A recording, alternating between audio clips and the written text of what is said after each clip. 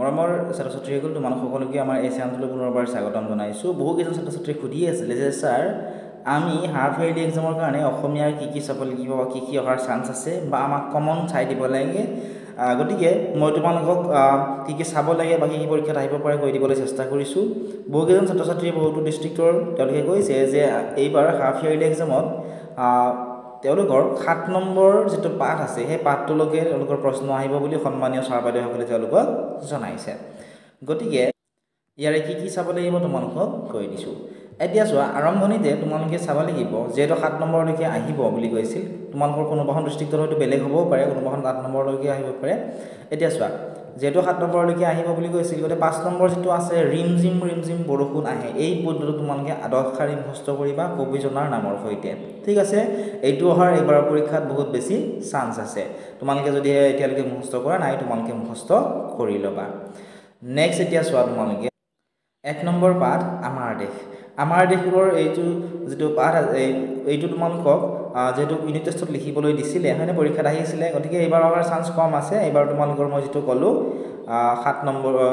5 নম্বৰটো ৰিমঝিম বৰষুণ আহে, এই পদটো তোমালোকে চাবা। ইয়াৰে তোমালোকে কবি পৰিচয় তোমালোকে কি চাব লাগিব চোৱাচোন। কবি পৰিচয় তোমালোকে অতুল চন্দ্ৰ হাজৰিকাদেৱৰ তেওঁৰ সাহিত্য কৃতিসমূহখিনি চাবা, তেওঁ কি ৰচনা কৰিছিল। ঠিক আছে, লগতে তেওঁ কিমান খ্ৰীষ্টাব্দত সাহিত্যাচাৰ্য উপাধিৰে সন্মানিত কৰিছিল, এইখিনি তোমালোকে চাব লাগিব। নেক্সট তোমালোকে এতিয়া চোৱা, MCQ তোমালোকে কমন বিচাৰি লাভ নাই। MCQ তোমালোকৰ যিমানকেইটা কুৱেশ্যন আছে MCQ টাইপৰ, সেইকেইটা কুৱেশ্যন তোমালোকে চাই যাবই লাগিব। ঠিক আছে, আৰু এই MCQৰ আনচাৰসমূহ তোমালোকে মুখস্থ কৰাতকৈ এই যিবোৰ পাঠ আছে এই পাঠসমূহ তোমালোকে ভালদৰে পঢ়িবাচোন। ঠিক আছে, পদ্য যিবোৰ আছে, গল্প যিবোৰ আছে, এইবোৰ পঢ়িবা। পঢ়িলে তোমালোকে তাৰ পৰা তোমালোকে উত্তৰসমূহ পাবা। ঠিক আছে, এতিয়া নেক্সট চোৱাচোন, 3 নম্বৰৰ কোনকেইটা ইম্পৰ্টেণ্ট হয়। 3 নম্বৰৰ ইম্পৰ্টেণ্ট হৈছে দেৱভূমি বুলি কোনখন ঠাইৰ কথা কোৱা হৈছে। ঠিক আছে, নেক্সট গ নম্বৰ আৰু এই দুটা কুৱেশ্যন ইয়াৰে ইম্পৰ্টেণ্ট হয়। লগতে তোমালোকে 4 নম্বৰ যিটো কুৱেশ্যন আছে, এই কুৱেশ্যনটো তোমালোকে হাফ ইয়াৰলি এক্সামৰ কাৰণে চাব লাগিব। ঠিক আছে, নেক্সট তোমালোকে কি চাব লাগিব চোৱাচোন। নেক্সট তোমালোকে ইয়াৰে চাব লাগিব বাক্য ৰচনা। ঠিক আছে, বাক্য ৰচনা তোমালোকৰ পৰীক্ষাত আহিবই। ঠিক আছে, এইকেইটা যদিও নাহে, বেলেগ হ'লেও তোমালোকৰ বাক্য ৰচনা কৰা পৰীক্ষাত আহিব। এতিয়া নেক্সট তোমালোকে কি চাব লাগিব চোৱাচোন।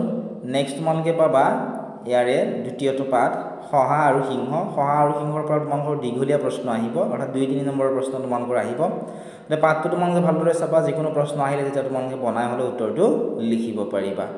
ঠিক আছে, এতিয়া এইটো তোমালোকে মনত ৰাখিবা যে পঞ্চতন্ত্ৰ সাধুবোৰৰ ৰচক হৈছে পণ্ডিত বিষ্ণু শৰ্মা। এইটো তোমালোকে মনত ৰাখিবা, মনত ৰখাটো বহুত বেছি ইম্পৰ্টেণ্ট হয়। MCQ এটা তোমালোকে চাবই লাগিব। তাৰপিছত তোমালোকে এই 5 নম্বৰ আৰু 6 নম্বৰ যিকেইটা প্ৰশ্ন আছে, এই 5 নম্বৰ আৰু 6 নম্বৰ প্ৰশ্নকেইটাৰ ভিতৰত ইম্পৰ্টেণ্টটো হৈছে 5 নম্বৰৰ খ আৰু গটো ইম্পৰ্টেণ্ট। ঠিক আছে, নেক্সট 6 নম্বৰৰ খটো ইম্পৰ্টেণ্ট আৰু ঘটো ইম্পৰ্টেণ্ট, এইকেইটা ইম্পৰ্টেণ্ট হয়। কোনে কিয় কৈছিল লিখাৰ খ নম্বৰটো তোমালোকৰ ইম্পৰ্টেণ্ট হয়, এইটো তোমালোকে চাব লাগিব। নেক্সট বাক্য ৰচনা কৰাকেইটা চাবা। ঠিক আছে, আৰু তোমালোকৰ বিপৰীত অৰ্থবুজা শব্দ পৰীক্ষাত আহিব, এইকেইটা চাবা। এইকেইটাৰ ভিতৰত ইম্পৰ্টেণ্ট হৈছে বৰ্জনটো ইম্পৰ্টেণ্ট। ঠিক আছে, সুখটো ইম্পৰ্টেণ্ট, এইকেইটা ইম্পৰ্টেণ্ট, এইকেইটা চাবা তোমালোকে। এতিয়া নেক্সট তোমালোকে চোৱাচোন, ইয়াৰে কি চাব লাগিব। 3 নম্বৰ পাঠ পুথি অধ্যয়ন পাঠটি তোমালোকে ধুনীয়াকৈ পঢ়িবা। ঠিক আছে, যিকোনো প্ৰশ্ন তোমালোকে ইয়াৰ পৰা বনাই দিব পাৰে, আৰু সত্যনাথ বৰাদেৱৰ ৰিলেটেড তোমালোকৰ প্ৰশ্ন আহিব। ঠিক আছে, তেওঁৰ বিষয়ে চাই যাবা, তেওঁৰ জন্ম কেতিয়া হৈছিল, মৃত্যু কেতিয়া হৈছিল, এইখিনি চাবা। লগতে সাৰথি পুথিখনৰ ৰিলেটেড কুৱেশ্যন প্ৰায়ে আহি থাকে পৰীক্ষাত। সাৰথি পুথিখনৰ ৰিলেটেড প্ৰায় আহে, বহুত ইম্পৰ্টেণ্ট হয়। আৰু বহল ব্যাকৰণ যিখন আছিলে, এই বহল ব্যাকৰণৰ প্ৰণেতা কোন। ঠিক আছে, এই কুৱেশ্যনকেইটা বহুত বেছি ইম্পৰ্টেণ্ট হয়। 1 নম্বৰ হোৱাৰ ইয়াৰ পৰা বহুত বেছি চান্স আছে। এতিয়া নেক্সট এইকেইটা MCQ হয়। MCQ তোমালোকৰ আহিবই, 5টা অথবা 10টা তোমালোকৰ দিব। নেক্সট চোৱাচোন, ইয়াৰে ক নম্বৰটো ইম্পৰ্টেণ্ট হয়, দূৰৰ মানে কেনেকৈ হাততে পাব পাৰি। নেক্সট ইম্পৰ্টেণ্ট হৈছে গ নম্বৰটো পুথিৰ বিদ্যা কিহৰ লগত তুলনা কৰিছে। আৰু ইয়াতে ভাৱ বহলাই লিখা তোমালোকৰ পৰীক্ষাত আহিবই, প্ৰত্যেকবাৰে আহিব। ঠিক আছে, তোমালোকৰ নেক্সট 7তো আহিব, 6ৰ হাফ এনুৱেল এক্সামতো তোমালোকৰ আহিবই। গতিকে এইটো চাবা। তাৰপিছত তোমালোকে ইয়াৰ পৰা চাবা কটো আৰু গটো, এই দুটাও তোমালোকৰ বাবে ইম্পৰ্টেণ্ট হয়। আশা কৰিছোঁ তোমালোকে বুজি পাইছা কি চাব লাগিব নেক্সট তোমালোকে বাক্য ৰচনা চাব লাগিব বাক্য ৰচনা তোমালোকৰ কিন্তু আহিব কিন্তু কোনটো চেপ্টাৰৰ পৰা আহে সেইটো তোমালোকে ক'ব নোৱাৰি যিকোনো এটা চেপ্টাৰৰ পৰা তোমালোক বাক্য ৰচনা দিব গতিকে ভালদৰে মনোযোগেৰে তোমালোকে পঢ়িবই লাগিব নেক্সট তোমালোকে চাবা 4 নম্বৰ পাঠটিৰ নাম হৈছে ৰুবই বোলা গছৰ পুলি ৰুবই বোলা গছৰ পুলি এই পাঠটিৰ তোমালোকে ইয়াৰ পৰা এটা ভিতৰৰ প্ৰশ্ন পাবা ঠিক আছে অৰ্থাৎ এটা প্ৰশ্ন তোমালোক বনাই দিব পৰীক্ষাত গতিকে চাব লাগিব ভালদৰে তোমালোকে ইয়াৰে এমচিকিউ এটা তোমালোকে চাবা নেক্সট শব্দৰ অৰ্থ চাব লাগিব শব্দৰ অৰ্থ চাবা তোমালোকে বন মহোৎসৱ ঠিক আছে তাৰপিছত প্ৰদৰ্শনী এইকেইটা শব্দৰ অৰ্থ তোমালোকে চাবা তাৰপিছত 5 নম্বৰ তোমালোকে কি চাব লাগিব চোৱাচোন 5 নম্বৰ তোমালোকে চাব লাগিব ঘ নম্বৰটো ইম্পৰ্টেণ্ট হয় নেক্সট খ নম্বৰটো আৰু ঘ নম্বৰটো এইকেইটা ইম্পৰ্টেণ্ট 6 নম্বৰৰ তোমালোকে চাব লাগিব ইয়াৰে খ নম্বৰ আৰু গ নম্বৰটো ইম্পৰ্টেণ্ট নেক্সট 7 নম্বৰৰ তোমালোকৰ বাবে ক নম্বৰটো ইম্পৰ্টেণ্ট হয় ঠিক আছে নেক্সট তোমালোকে চোৱাচোন এইকেইটা চাবা 10 নম্বৰ এইকেইটা মিলাব দিব ছবিখন আহত জপা ঠিক আছে পুখুৰীটো ছোৱালীজনী কাঠ ছটা এইকেইটা তোমালোকে মনত ৰাখিবা এইকেইটা ইম্পৰ্টেণ্ট হয় তাৰপিছত বাক্য ৰচনাকেইটা তোমালোকে চাব লাগিব 12 নম্বৰৰ এইকেইটা ইম্পৰ্টেণ্ট নেক্সট তোমালোকে চোৱাচোন আৰু কি চাব লাগিব নেক্সট তোমালোকে পাবা 5 নম্বৰ পাঠ ৰিমজিম বৰষুণ আহে ইয়াৰ তোমালোকৰ এইটো গ্যাৰান্টি দি কৈছো পৰীক্ষাত লিখিব দিবই তোমালোকক ঠিক আছে 8-10 লাইন তোমালোকক লিখিবলৈ দিব গতিকে তোমালোকে এইটো মনত ৰাখিবা ঠিক আছে আৰু কবিজনৰ নামটো ঠিক আছে কবিজনৰ নামটো তোমালোক লিখিব দিব কবি আছিল নৱকান্ত বৰুৱা এটো ইম্পৰ্টেন্ট হয় তো মনত ৰাখিবা তোমালোকে নৱকান্ত বৰুৱা দেৱৰ বিষয়ে লগতে নৱকান্ত বৰুৱা দেৱৰ বিষয়ে তোমালোকে মনত ৰাখিবা তেওঁৰ পদ্মবিভূষণ কেতিয়া পাইছিল ঠিক আছে আৰু লগতে তোমালোকে এখুত ককাইদেউ কাৰ ছদ্মনাম আছিল ঠিক আছে এটো কোৱেশ্চন আইডিয়া বনাই দিব পাৰে তোমালোক এখুত ককাইদেউ ছদ্মনামটো কাৰ আছিল এটো কোৱেশ্চন তোমালোকে চাবা ইয়াৰে নেক্সট 1 নম্বৰ আৰু 2 নম্বৰটো চাব লাগিব 1 2 3 নম্বৰ তোমালোকে চাব লাগিব ইয়াৰে চোৱাচোন ঘ নম্বৰটো চাবা খ নম্বৰটো চাবা আৰু প্ৰথম 6 নম্বৰটো তোমালোকে চাবা নেক্সট তোমালোকে ইয়াৰে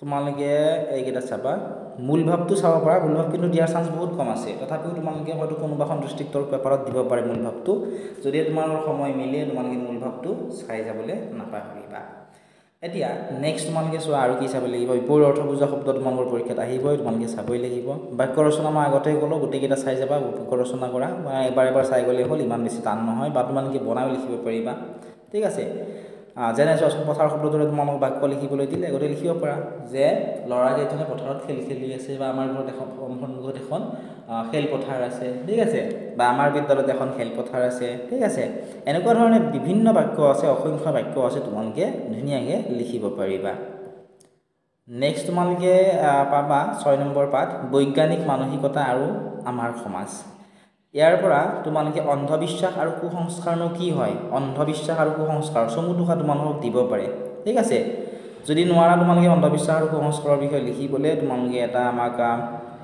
কমেন্ট সেকশনত কমেন্ট কৰি জনাবা আমি চেষ্টা কৰিম তোমালোকে এইখিনি লিখি দিবলৈ ঠিক আছে ইয়াৰ 1 নম্বৰ কেইটা চাবা তাৰ পিছত তোমালোকে 4 নম্বৰৰ পৰা প্ৰশ্ন আহিব কিন্তু তোমালোকৰ বৈজ্ঞানিক মন আৰু মানসিকতা বুলি লিখি বুজা এইটো চাবা গ নম্বৰটো চাবা আৰু ঙ নম্বৰটো এইকেইটা ইম্পৰ্টেন্ট হয় নেক্সট তোমালোকে চাবা 5 নম্বৰৰ যেটো গ নম্বৰ প্ৰশ্ন আছে এটো ইম্পৰ্টেন্ট হয় তাৰ পিছত তোমালোকে চাব লাগিব ইয়াৰে চোৱাচোন এইকেইটা চাবা সৰলতা এইকেইটা চাবা ঠিক আছে এইকেইটা চাবা সৰলতা নম্ৰতা দুৰ্বলতা এইকেইটা চাবা আৰু লগতে তোমালোকে এইখিনি চাই যাবলৈ নাপাহৰিবা এইখিনি ইম্পৰ্টেন্ট হয় এইখিনি অহাৰ চান্স কম থাকে ইয়াৰ পৰা কোৱেশ্চন ঠিক আছে যেটো মানে ক্লাস 6 পইচা বহুত বেছি টান কোৱেশ্চন তোমালোকৰ নিদিয়ে তথাপিও তোমালোকে চাই লবা এটা দুটা লাইন তোমালোকৰ হয়তো লিখিবলৈ কেতিয়াবা দিব পাৰে ঠিক আছে তোমালোকে চাবলৈ নাপাহৰিবা নেক্সট ওয়াট হেকৰটো পাঠ 7 নম্বৰ তপনৰ কথা এই পাঠটি তোমালোকে চাব লাগিব এই পাঠটিৰ তোমালোকে গল্প ভবেন্দ্ৰনাথ শইকীয়া দেৱৰ বিষয়ে চাবা তেওঁৰ জন্ম কেতিয়া হৈছিল আৰু মৃত্যু কেতিয়া হৈছিল এটো চাবা লগতে শান্ত হিষ্ট বস্তু ৰিলেটেড কোৱেশ্চন আহিব এটো বনাই দিব তোমালোকক এখন কোনে ৰচনা কৰিছিল কি আছিল এনেকুৱা ধৰণৰ প্ৰশ্ন তোমালোকক দিব ঠিক আছে এইটো বহুত বেছি ইম্পৰ্টেণ্ট হয় ৰজত কমল বঁটা ইয়াৰ বিষয়ে তোমালোকে চাবা এইখিনি ইম্পৰ্টেণ্ট 1 নম্বৰ একেটা চাবা তাৰপিছত তোমালোকে চাব লাগিব 4 নম্বৰ ঠিক আছে তপনৰ মাহীয়েকৰ পুত্ৰিকৰ নাম কি আছিল এটি ইম্পৰ্টেণ্ট কুৱেশ্যন হয় 6 নম্বৰটো নেক্সট কুৱেশ্যনটো তোমালোকে মনত ৰাখিবা ঋতুৰাজ তপনতকৈ কিমান বয়সত কিমান সৰু 5 নম্বৰৰ তোমালোকে চাব লাগিব ইয়াৰে তোমালোকে